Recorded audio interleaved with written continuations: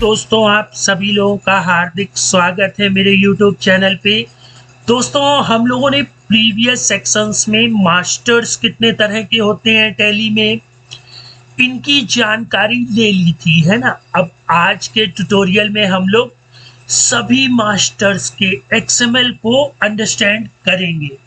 ठीक है, XML दोस्तों आप लोग जानते हैं, XML की हेल्प से ही हम लोग अपने एक्सेल के डेटा को टैली में सेंड कर रहे हैं।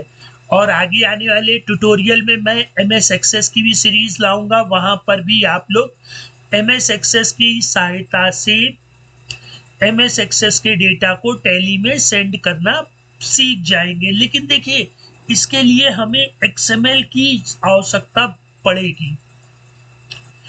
ये वाला जो टैग होता है दोस्तों, जो मैं स्क्वायर ब्रैकेट में या रेक्टेंगल भी आप कह सकते हैं, जिसमें मैंने क्लोज किया, ये काफी इंपॉर्टेंट है। और टैली में जितने भी मास्टर्स हैं, मतलब ऑल मास्टर, चाहे वो स्टॉक आइटम हो, पेरोल का मास्टर हो, एम्प्लॉय हो, लेजर हो, कॉस्ट सेंटर हो, कॉस्ट कैटेगरी हो, ये लाइन आपको लिखनी है। इसमें जितनी आपको ग्रीन कलर से दिख रही है, जब मैंने आप लोगों को वाउचर टाइप का XML बताया था, तो वो वाला XML और जो आज की तारीख में आप लोग XML देख रहे हैं स्क्रीन पर, दोनों में बस एक डिफरेंस है कि ये ID की जगह वहां पे वाउचर था, यहाँ पे ऑल मास्टर्स लिखा हुआ है। बाकी देखिए, envelope, header, version, tally request क्या है, इंपोर्ट है। अगर हमें टैली से डेटा को लाना होगा तो एक्सपोर्ट लिख दिया जाएगा। ठीक है, टाइप हमारा डेटा, इतना सब तो सेम था। अब मास्टर्स के लिए ID ऑल मास्टर्स हो जाएगी, फिर हेडर टैग ओपन हुआ, क्लोज कर दिया, फिर body, description open close, data और टैली मैसेज। ठीक है, ये स्ट्रक्चर दोस्तों, हम चाहे वाउचर्स इंपोर्ट करें तो वाउचर्स हो जाएगी यहाँ पे ID, और अगर मास्टर्स इंपोर्ट कर रहे हैं तो ऑल मास्टर्स हो जाएंगे। अब टैली में दो ही चीजें तो होती हैं एंट्री के लिए, या तो आप मास्टर्स क्रिएट करिए या फिर ट्रांजेक्शंस मतलब वाउचर को इंपोर्ट करिए। ठीक है, बाकी तीसरी चीज तो कोई होती नहीं है क्रिएट करने के लिए, है ना।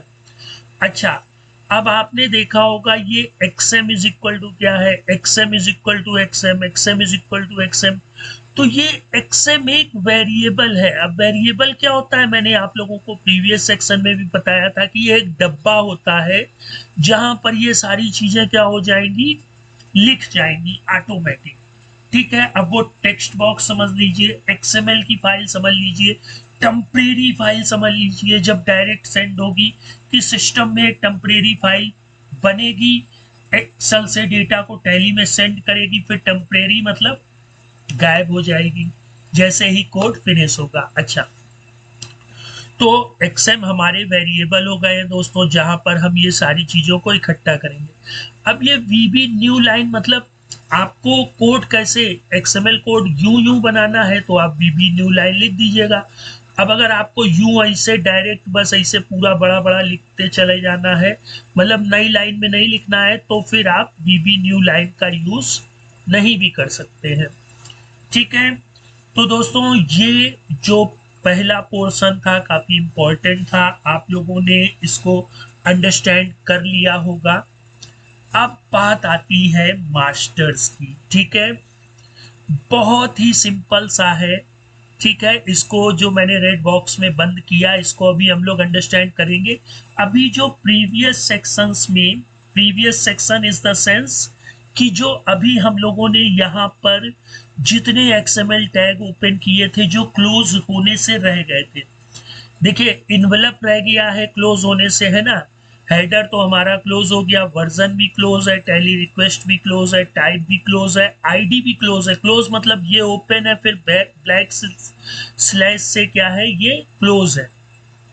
बॉडी बचा हुआ है, डिस्क्रिप्शन क्लोज है, डाटा और टैली मैसेज। तो अगर हम बात करें तो इनवेलप क्लोज होना है, बॉडी क्लोज होनी है, डेटा क्लोज होना है और टैली मैसेज। ठीक है, तो हम लोग सबसे पहले नीचे से ऊपर के टैग को क्लोज करेंगे। देखिए मैंने टेली मैसेज को क्लोज कर दिया ब्लैक स्लैश से, डेटा को क्लोज कर दिया, बॉडी को क्लोज कर दिया और एनवेलप को क्लोज कर दिया। ठीक है, अब दोस्तों ये जो आप लोग ब्लू कलर से देख रहे हैं यही मेन चीज है। देखिए यहाँ पर मास्टर नेम मैंने आप लोगों को प्रीवियस सेक्शन में बताया था, ठीक है, और ये मास्टर टैग क्लोज हो गया है ना। अब मास्टर नेम में अगर आप ग्रुप कर रहे हैं तो ग्रुप नेम, लेजर कर रहे हैं तो लेजर नेम, कॉस्ट सेंटर कर रहे हैं तो cost centre name, cost category कर रहे हैं तो कॉस्ट कैटेगरी। ठीक है, तो मास्टर से वो नेम रिप्लेस हो जाएंगे। फिर ये नेम, ठीक है, ये भी एक मेथड होता है। यहाँ पर भी देखिए नेम ओपन हुआ और नेम क्लोज हो गया। अब यहाँ पे नेम ऑफ मास्टर आप मैनुअल टाइप करिए, एक्सेल से लाइए, एमएस एक्सेस से लाइए, एसक्यूएल सर्वर से लाइए, एसक्यूएलाइट से लाइए, माई एसक्यूएल से लाइए, कहीं से भी लाइए। ठीक है, नेम ऑफ मास्टर आपको लाना है। इसी तरह पेरेंट भी हमारा मेथड होता है। ठीक है, तो पेरेंट टैग ओपन हुआ, पेरेंट टैग क्लोज हो गया और ये नेम ऑफ पेरेंट। ठीक है दोस्तों, तो ये पूरा एक एक्सएमएल स्ट्रक्चर होता है जिसकी सहायता से हम लोग अपने मास्टर्स को एक्सेल से टैली में इंपोर्ट करा सकते हैं।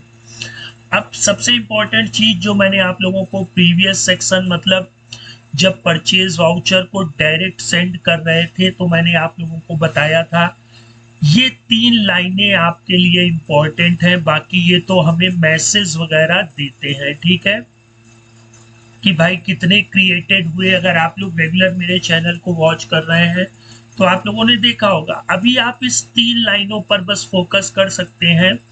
पहला तो भाई हम लोग एक सेट सर्वर HTTP नाम का एक वेरिएबल ले लेंगे जो कि MSXML2 dot server XML HTTP एक लाइब्रेरी होती है जिसका काम क्या होता है, एक्सेल के डेटा को लोकल होस्ट में, लोकल होस्ट मतलब जो आपके सिस्टम में पड़ा हुआ कोई भी चीज है, मतलब टैली आपके सिस्टम पर ही होती है ना। तो ये देखिए लोकल होस्ट, और ये लोकल होस्ट हम लोगों ने लिखा है ना दोस्तों, और साथ ही साथ एक्सेल के डेटा को अदर पोर्ट पे मतलब वेब पर भी सेंड करने के लिए यूज होता है। कौन सी library, MSXML2 server XML HTTP। अब इसी को ही हम लोग पोर्ट को ओपन कर लेंगे। ठीक है, ये पोस्ट कमांड से HTTP लोकल होस्ट 9000 क्या होता है मैंने आप लोगों को बता रखा है, आप लोग प्रीवियस सेक्शन में जा करके देख सकते हैं।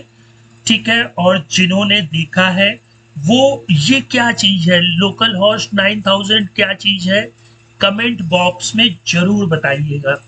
अच्छा, फिर इसके बाद server HTTP dot send XM वही डब्बा है जहां पर हम अपनी XML फाइल को स्टोर कर रहे थे। ठीक है, और दोस्तों ये हमारे मैसेज को शो करा देता है।